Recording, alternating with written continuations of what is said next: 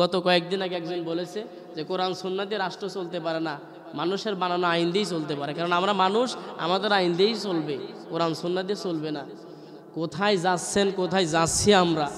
এখনও যদি আমরা সতর্ক হতে না পারি, এখনও যদি সচেতন হতে না পারি, তাহলে আমরা আমাদের যে ঐতিহ্য, আমাদের যে বীরত্ব, আমাদের যে গৌরব গাথা, আমাদের যে সাম্রাজ্য ছিল, আমাদের যে ক্ষমতা ছিল, আমাদের যে রাজত্ব ছিল, ওগুলো আর থাকবে না, বিলুপ্ত হয়ে যাবে। তার ইমানদার বান্দাদেরকে ডেকে বলছেন যে আল্লাহ তাআলাকে যথাযথভাবে ভয় করো এবং মুসলমান না হয়ে মৃত্যুবরণ করো না। আমরা মনে করছি যে আমরা তো ইমানদার, ইমান এনেছি, বাবা মুসলমান ছিল, আমার দাদা মুসলমান ছিল, বংশগতভাবে আমরা মুসলমান, 500 টাকা দিয়ে ছোটোবেলায় খতনা করিয়ে দিয়েছে, সেদিক থেকেও আমরা মুসলমান। এত কিছুর পরেও আল্লাহ কেন বলছেন যে মুসলমান না হয়ে মৃত্যুবরণ করো না? এর মানে হলো আপনার প্রত্যেকটা সেক্টরে, জীবনের প্রতিটা সেকেন্ডে ইসলামী আদর্শ, ইসলামী অনুশাসন, ধর্মীয় অনুশাসন মেনে চলা লাগবে। কারণ মৃত্যু কখন আসবে আপনারা বলে আসবে, কথা না বলে বুঝি কি? আপনারা কথা বোঝেন না, আমার এটাও বোঝেন না, তাহলে থাকেন না কেন? আমি যে বললাম যে মৃত্যু কখন আসবে আমাদের বলে আসবে, এর একটা উত্তর ছিল না? এই উত্তর দিতে কি কোরআন হাদিস জানা লাগবে নাকি? আল্লাহ যে বললেন যে তোমরা মুসলমান না হয়ে মরো না, এই কথাটা কেন বললেন? অনেক মানুষ আছে দেখেন, যদি বলা যায় যে নামাজের কথা বলা গেলে, দাড়ি রাখার কথা বললে, বা যদি বলা যায় যে নবীর সুন্নাত, জুব্বা, দাড়ি টুপিগুলো ধরো, ওরা বলে কি 40 বছর বয়স আগে হোক, আগে বিয়ে শাদী করি, একটা বাচ্চা কাচ্চা হোক, বুড়াও কালে কাজ থাকবে না, তখন তসবিহ একটা হাতে নিয়ে মসজিদে যাবো আর আসবো, এরকম বলে না। তো আল্লাহ বলছেন যে আল্লাহকে ভয় করো যথাযথভাবে, আর মুসলমান না হয়ে মরো না। মৃত্যু কখন আসবে আমরা কেউ জানি না, এই জন্য মৃত্যুর জন্য আমাদের প্রস্তুত থাকা লাগে, যে কোনো সময় আমাদের মৃত্যু হতে পারে না। এই জন্য প্রতিটা জীবনের প্রতিটা সেকেন্ড আমাদেরকে ইসলামের উপরে, ধর্মীয় অনুশাসনের উপরে কাটাতে হবে। দিন হোক রাত হোক, একটা সেকেন্ডও যেন আমাদের ইসলামের বাইরে না যায়। এমন অবস্থা হয়েছে ইসলামের বাইরে আমি 2টা ঘন্টা কাটিয়েছি, তখন মৃত্যু এসে গেছে। একজন জালেম বদকার ছিল সমাজের ভেতরে, ওর কাজ ছিল শুধু খারাপ কাজ করা। নেতা কিসিমের লোক ছিল, তেমনিতে নেতারা বেশিরভাগ খারাপ হয়। যারা ইসলামের বাইরে, ইসলামের ভেতরে যারা আছে, ইসলাম যারা মানে, তারা একটু ভালো হয়। আর ইসলামের বাইরে যত নেতা আছে সবগুলো খারাপ হয়। সেটা 1500 বছর আগের কথা বলছি, আজকের না। আজকের কথা বলে আমি আমার চাকরি হারাতে চাই না। তো এই নেতা একটা বেগানা মহিলাকে নিয়ে খারাপ কাজ করার জন্য তার ঘরের ভিতরে গেছে। যাবার পরে মহিলাটা অর্ধনগ্ন করেছে, সে নিজেও অর্ধনগ্ন হয়েছে। এমন অবস্থায় দরজা বন্ধ, কে যেন দরজায় টোকা দেয়, দরজা খোলো, আমি ভিতরে আসবো, তোমার সাথে আমার জরুরি কথা আছে। এবার ভেতর থেকে নেতা বলছে, দেখো আমি নেতা, আমি দরজা বন্ধ করে দিয়েছি, খারাপ কাজ করি আর ভালো কাজ করি কেউ দেখবে না, আমার কর্মী বাহিনী যারা আছে তারাও আসলেও দরজা খোলা হবে না। বলে আমি যে এসেছি আমার জন্য তোমার দরজা খোলা লাগবে, কারণ তোমার বাবা খুলেছিল দরজা, তোমার দাদা খুলেছিল দরজা, আজকে তোমারও খোলা লাগবে। বলে তুমি কে? বলে মালাকুল মউত আজরাইল। আমি দরজা খুলবো না। আজরাইল বলছে, দেখো দরজা খোলা লাগবে না, আমি ভিতরে এমনি আসতে পারবো, সে ক্ষমতা আল্লাহ আমাকে দিয়েছেন। ভেতরে গেছে, গিয়ে বলছে যে তুমি দরজা বন্ধ করে রেখেছো, তাতে কি, দেখো আমি এসে গেছি, আমি মালাকুল মউত আজরাইল, তোমার জান কবজ করতে এসেছি। তখন বলছে যে আমাকে একটু সময় দাও, ওইটা কাপড় চোপড় পরি। বলে কাপড় পরে তুমি কি করবে? যে কাজ করছিলে এই কাজ আবার কাপড় পরা লাগবে নাকি? সাথে সাথে তার জানটা কবজ করে নিয়েছে। আপনারা বলেন তো, আপনাদের বিবেক দিয়ে, বুদ্ধি দিয়ে বলেন তো, এই লোকটা যে অবস্থায় মারা গেছে, একে জান্নাতি হওয়ার কোনো লক্ষণ আছে? একদম জেনা বা বিচাররত অবস্থায় লোকটা মারা গেছে। এই জন্য আল্লাহ বলছেন যে মৃত্যু কখন আসবে কেউ জানে না। কেউ জানে কি? চিঠি লেখার কোনো সিস্টেম আছে? আজরাইল খবর দিয়ে যাবে না, মৃত্যু যে কোনো সময় আসতে পারে। এই জন্য আপনাকে ইসলামের মধ্যে, ধর্মীয় অনুশাসনের মধ্যে প্রত্যেকটা সেকেন্ড কাটাতে হবে। আপনি রাজনীতি করার সময় ইসলাম বাদ দিয়ে করবেন, ওই সময় বলবেন যে না, কোরআনের সাথে রাজনীতির কোনো সম্পর্ক নাই, রাজনীতির সাথে কোরআনের কোনো সম্পর্ক নাই, এখন যা আছে আমরাই সব। তাহলে ওই সময় যদি আপনার মৃত্যুটা আসে, আপনার কি মৃত্যু ইসলামের উপর হলো? মুসলমান যে ব্যক্তি দাবি করবে ও সব সময় ধর্মীয় অনুশাসন পালন করবে। কথা বলেন ঠিক কিনা? দেখেন ১,৫০০ বছর আগের কথা বলছি, আমি বারবার বলছি কিন্তু যে ১,৫০০ বছর আগের কথা বলছি। এমনিতেও আমি জানিয়ে কুরবানির পরে আমার চাকরি এখানে নাই, আমি পেয়ে গেছি আগাম খবর, এখন যা ইচ্ছা তাই বলে যাব। এমনি নাই, চাকরি নাই নাকি? সম্মানিত হাজরিন, ১,৫০০ বছর আগে ওই সমাজটা ছিল লুটতরাজ, খুন খারাপি, রাহাজানিতে মত্ত। এমন একটা সমাজ ছিল, বেহায়াপনা ও অশ্লীলতা। ইসলামপন্থী তো কেউ ছিলই না। এক কিসিমের লোক ছিল যারা ইব্রাহিম আলাইহিসসালামের অনুসারী ছিলেন, তারাই একটু ওই ইব্রাহিম আলাইহিসসালামের ধর্মমত মানতেন, ওগুলো থেকে দূরে থাকতেন। কিন্তু তাদের অবস্থা ছিল করুণ, আর সংখ্যাও ছিল কম। ওই সমাজে আবু জাহেলদের চিরাচরিত নীতি ছিল চাঁদাবাজি, টেন্ডারবাজি, খুন খারাপি, দখলদারিত্ব। এগুলো করা হলো আবু জাহেলের সুন্নাত। ১,৫০০ বছর আগের ইতিহাস বলছে, আজকের না। কিন্তু আমি প্রথমেই বলছি, আজকের কথা বলে বিপদে পড়তে চাই না। আল্লাহ রসুল সাল্লাল্লাহু আলাইহি ওয়াসাল্লাম যখন মক্কার জমিনে আগমন করলেন, তখন আল্লাহর নবী সাল্লাল্লাহু আলাইহি ওয়াসাল্লামের সুন্নাত হলো সাদাবাজ মুক্ত করা, টেন্ডারবাজ মুক্ত করা, দখলদারিত্ব মুক্ত করা, সন্ত্রাস মুক্ত করা। আর ওই সময় আবু জাহেলের সুন্নাত ছিল সাদাবাজি করা, টেন্ডারবাজি করা, খুন খারাপি করা, লুটতরাজ করা, দখলদারিত্ব করা। প্রমাণ সূরা মাউনের তাফসিরে দেখবেন, আবু জাহেল একটা এতিম সন্তানের সম্পদ, তার হক মেরে দিয়েছিল। ওই এতিম সন্তানটা আস্তে আস্তে বড় হলো। বড় হবার পরে মক্কার যখন নেতারা ছিল, উতবা, সাইবা, আবু জাহেল, ওয়ালিদ ইবনে মুগিরা, এরা যখন নেতা ছিল, তো এক নেতা যখন সম্পদ মেরে দিল, অন্য নেতাদের কাছে এই ছেলে গেল, গিয়ে বলল, আমি এতিম, আমার মা বাবা দুনিয়াতে কেউ বেঁচে নাই। আবু জাহেল এ নেতা হয়ে আমার সম্পদ মেরে দিয়েছে, আমি এতিম, আমার হক তোমরা ফিরিয়ে দাও। তখন ওরা বলল, আমাদের নেতা মেরে খেয়েছে, আর সেই সম্পদ তোমাদের ফিরিয়ে দেবো, ওই অধিকার আমাদের আছে নাকি? ওই ক্ষমতা কি আছে আমাদের? যেখানে নেতাই মেরেছে, কর্মী কিছু বলতে পারবে?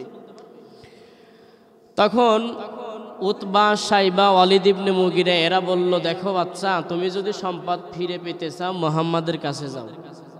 ওরা বলছিল এটা মুহাম্মদ রাসূলুল্লাহকে যেন হেনস্থা করা হয়, যেন অপমান অপদস্থ হয়, এই নিয়তে বলছিল। কারণ মুহাম্মদ রাসূলুল্লাহর তখন তো পাওয়ার ছিল না, ক্ষমতা ছিল না, তার সংখ্যাও কম ছিল, তার অনুসারী ছিল না। কি ব্যবহার আবু জাহেল করে এইটা দেখার জন্য তারা এরকম বলছিল। এবার ছোট্ট বালকটা মুহাম্মদ রাসূলুল্লাহকে বললেন যে, আবু জাহেল আমার সম্পদ মেরে দিয়েছে, আমার সম্পদ দখল করেছে, আমার সম্পদ আপনি আমাকে ফিরিয়ে দেওয়ার ব্যবস্থা করেন।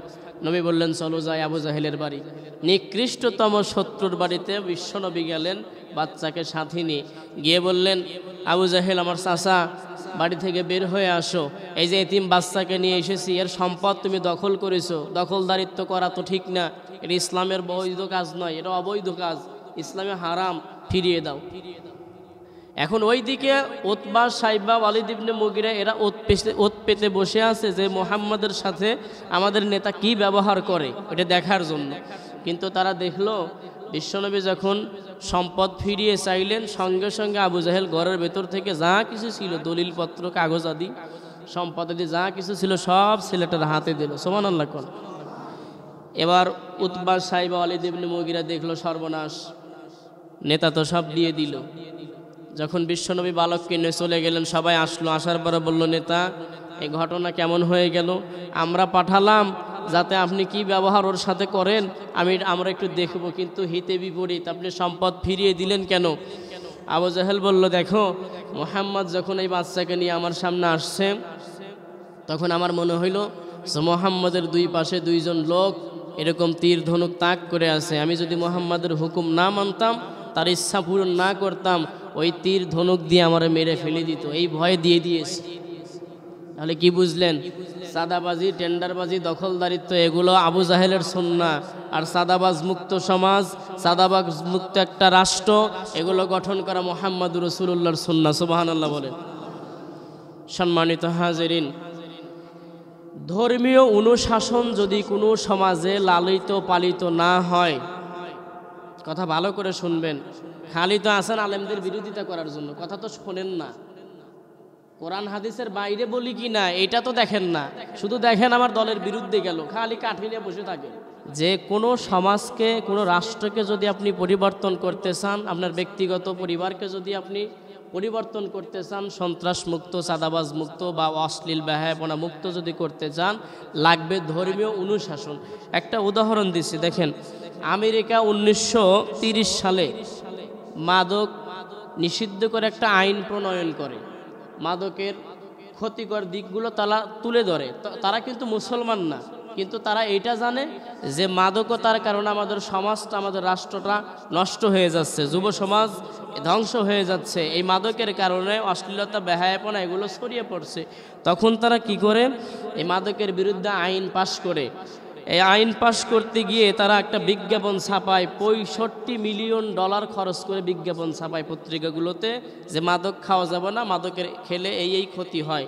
এরকম তারা খরচ করে পত্রিকায় বিজ্ঞাপন দেয় এবং হাজার হাজার মিলিয়ন পৃষ্ঠা তারা এর পেছনে খরচ করে। এবং যখন আইন প্রণয়ন হয় তখন 200 জন মানুষ এই আইনের বিরুদ্ধাচরণ করতে গিয়ে, প্রতিবাদ করতে গিয়ে মারা যায়। অসংখ্য মানুষ গ্রেপ্তার হয়, অসংখ্য মানুষ মারা গেলে 50 লাখ মানুষ প্রায় জেল খাটে। এই জন্য তখন আমেরিকান সরকার 1930 সালে এবং 33 সালে মাত্র 3 বছরের মাথায় এই আইন তুলে নেয়। এই আইন পালন করা আর সম্ভব হয় না, জারি রাখা সম্ভব হয় না, যেহেতু মানুষ এর পক্ষে যায় না, শুধু বিপক্ষেই, মাদক থেকে তারা ফিরে আসে না, তখন তারা আইন তুলে নেয়।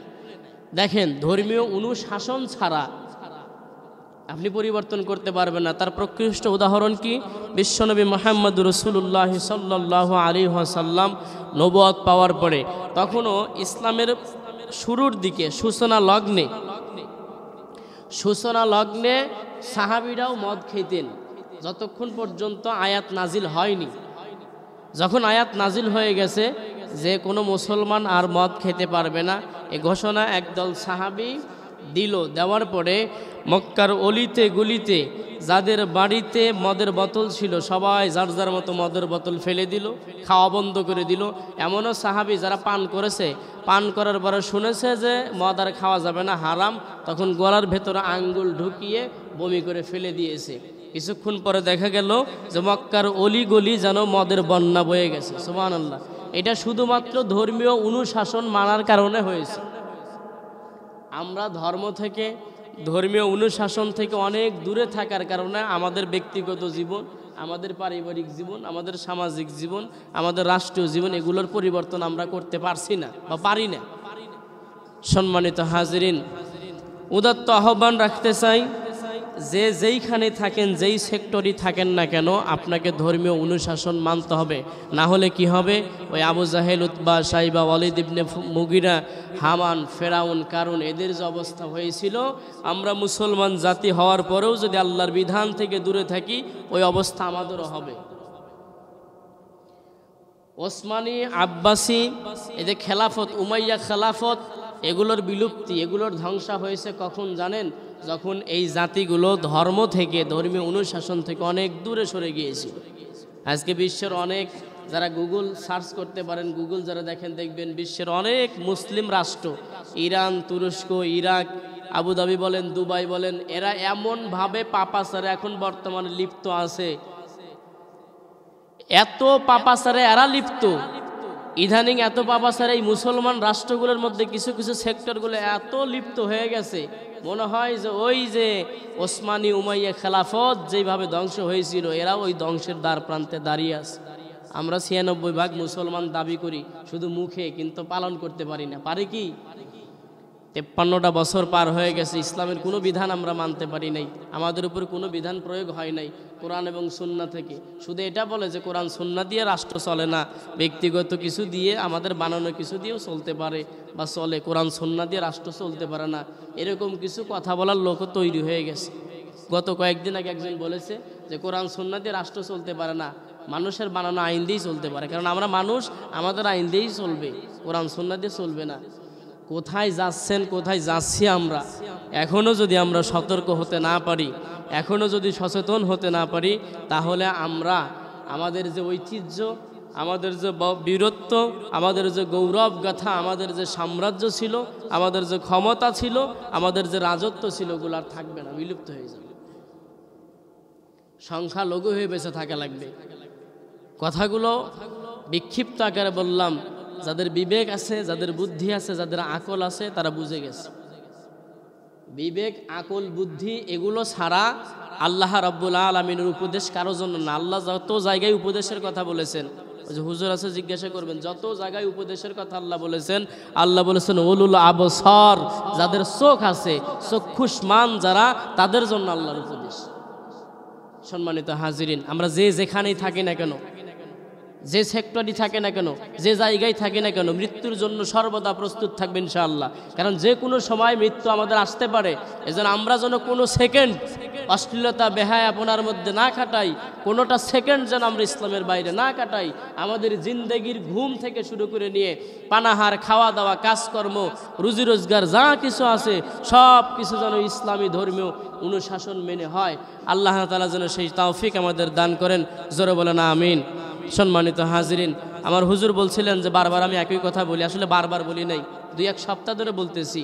এই সমাজের ভেতরে কানাকানি কথা যা কিছু হয় এগুলো আপনারা জানেন, নতুন করে বলার দরকার নাই।